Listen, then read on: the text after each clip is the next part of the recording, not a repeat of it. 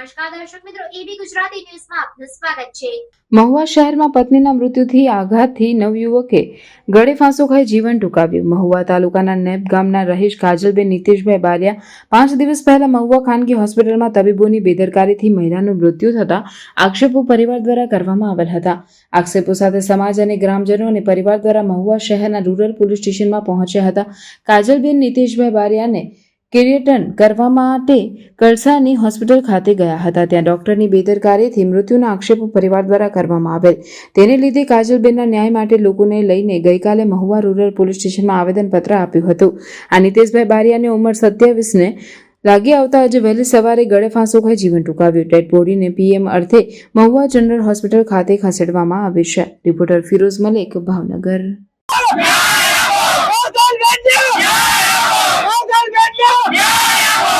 તાત્કાલિક હું પોતે જાતે હોસ્પિટલ ગયો હતો અને એમના પરિવારને મળીને અકસ્માત ડેથની જે જાહેરાત લેવાની તરત લઈ લીધી હતી। એમને કોલ્ડ સ્ટોરેજમાં ડેડ બોડી મૂકવા માટે વિનંતી કરી અને છતાં એમના ફેમિલીને પૂરેપૂરો સપોર્ટ કર્યો હતો ત્યાં જગ્યા ઉપર જ। બીજા દિવસે એ લોકો જ્યારે મારી પાસે જાહેરાત લેવા આવ્યા એમને તરત જાહેરાતની કોપી આપેલી હતી।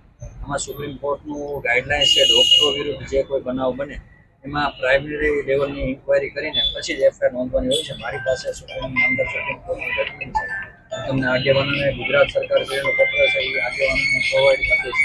છતાં બી મારા લેવલથી જે કાંઈ થતું હશે એ જલ્દીથી જલ્દી વહેલામાં વહેલી તકે એમને ન્યાય મળે એવી પોલીસની પૂરતી તમને બાહેદારી છે, બરોબર। અને મારી તપાસ શરૂ છે અને જે કાંઈ મારાથી બનતું હશે તપાસના કામે એ તમને પૂરતી મદદ કરવામાં આવશે, તમારે નિશ્ચિત રહેશે।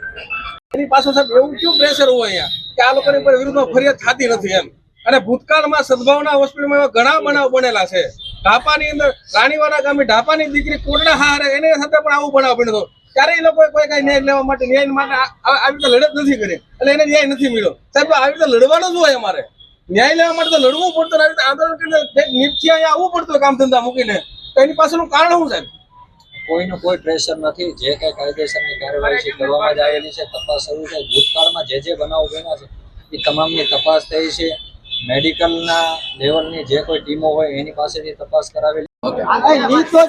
આજ રોજ અમે મારા નૈપ ગામ દ્વારા એક ગરીબ દીકરી કે જેઓ સદભાવના હોસ્પિટલમાં 3-4 દિવસ પહેલા સારવાર માટે ગયેલ ત્યારે ડોક્ટર અને સ્ટાફની બેદરકારીના કારણે મૃત્યુ પામેલ ત્યારે આ કાજલબેનને ન્યાય અપાવવા માટે સમસ્ત નીપ ગામ વતી બધા ગામના આગેવાનો તેમજ મહુવાના આગેવાનો સાથે રહી અને પોલીસ સાહેબને મળી અને ફરિયાદી માટે એફઆઈઆર માટેની માંગણી કરેલ। પરંતુ સ્થળ પરના સાહેબે પીએસઆઈ સાહેબે એવું કહેવામાં આવ્યું કે મારા પૂરતી તપાસ કરી અને અમે 24 થી 48 કલાકની વોર્નિંગ આપેલ। જો 48 કલાકમાં એફઆઈઆર દાખલ નહીં થાય તો આગામી દિવસોમાં અમે કોઈ પણ ઉગ્રથી ઉગ્ર કાર્યક્રમ આપી અને કાજલબેનને ન્યાય મળે એવા પ્રયત્નો કરશું। તેમજ મીડિયા દ્વારા સાથે વિનંતી કરવા માંગુ છું કે કળસાર સદભાવના હોસ્પિટલમાં ભૂતકાળમાં પણ ઘણા આવા બનાવ બનેલા, આ લોકોની સામે કોઈ અવાજ ઉઠાવે નહીં ત્યારે બીજી આ કાજલબેન ભોગ બન્યા, પણ ભવિષ્યમાં આ કાજલબેન બીજા કોઈ ભોગ ન બને એના માટે અમે લડવા માટે તૈયારી કરી છે।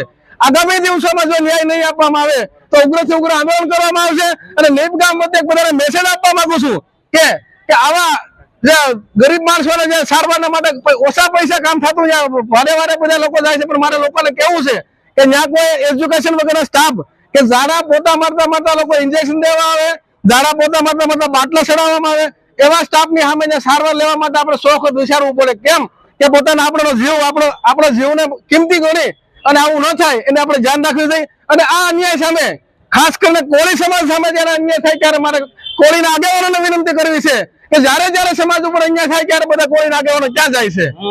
સમાજના આગેવાનોને વિનંતી કરવી છે કે લાજ કાઢી અને ગરીબ માણસો નાના માણસો ન્યાય માટે લડતા હોય એને સાથ સહકાર આપવા સાથે રહેવું જોઈએ। એટલું કઈ વીર મોસું જય હિન્દ જય ભારત। અમે 13 તારીખે જહાના એમને પેલા જામી કોથળી સાફ કરવાનું કીધું અમને, કે 13 તારીખે તમારે દાખલ થઈ જવાનું છે। 13 તારીખે અમે જાતી રિપોર્ટ કર્યા, લોહી પેશન્ટના રિપોર્ટ કર્યા, પછી સવારમાં કે 5 વાગે વહેલા વહી આવજો, તે સવારે વહેલા 5 વાગે ગયા અમે। એ પછી એક ઇન્જેક્શન આપ્યું ને એક ટીકડી આપી, પછી કીધું કે ઓપરેશન રૂમમાં તમે ના બેસો, ઓપરેશન થાય ના। એમ ના બેઠા તે બપોરે 1 વાગે વારો આવ્યો અમારો, ત્યાંથી વારો આવ્યો પછી અંદાજે કલાક પછી મને બોલાવ્યો ઓલા લાવ બાર ખાટલે, પછી એનાથી લાવ્યો કે હાલો આગળ વ્યાવો, મેં ખાટલે ઉતાર્યા। પછી એ કીધું કે આને જગાડજો, અમે જગાડ્યા પણ જાગ્યા નહીં। પછી 17 નંબર વાળા ભાઈ હતા એને અમે કીધું કે આ ભાનમાં આવતા નથી, એ આવતા ડોક્ટરને બોલાવ્યા ડોક્ટરને બોલાવ્યા, પછી ભાનમાં ન હતા માણસો બહુ ભેગા થઈ ગયા, પાછા ઓપરેશન રૂમમાં લઈ ગયા ને પછી 2 કલાક સારવાર કરી પણ કાંઈ મેળ ન હોય. પછી અમે કીધું કે તમારથી ન થાય તો અમને કહો કે અમે બીજા દવાખાને જઈએ. તો એ અમને કીધું કે જીવરાજ સોલંકી ના હું તમને ચીઠી કરી દઉં, તમે ના જાઓ. અમે ના આવ્યા, 108 માં અમે ના આવ્યા. ના અમે કદાચ 11:30 વાગ્યા સુધી ના, એટલે 5 વાગે ના અમે જાય છે, 11:30 વાગ્યા સુધી ના સારવાર કરી પણ ના કાંઈ મેળ ન આવ્યો. આથી અમને કીધું કે તમારે ભાવનગર જવું પડશે. અમે ભાવનગર ગયા બજરંગદાસ હોસ્પિટલમાં. નાથી અમને રાતે અમે 1:30-2 વાગે પડી ગયા છે. તે રાતના બીજા રાતે 11:30 વાગે નાથી અમને સિવિલ હોસ્પિટલમાં મોકલી દીધા કે અહીંયા અમારથી નહીં થાય. ના અમે ગયા, પછી 11:50 અમને કીધું કે આ બેન ફેલ થઈ ગયા છે. અમને એમ કીધું કે પછી એમને પીએમ કરાવ્યું. ત્યાંથી મહુવાથી સાહેબો આવેલા હતા પીએમ કરાવવા, પોલીસ વાળા.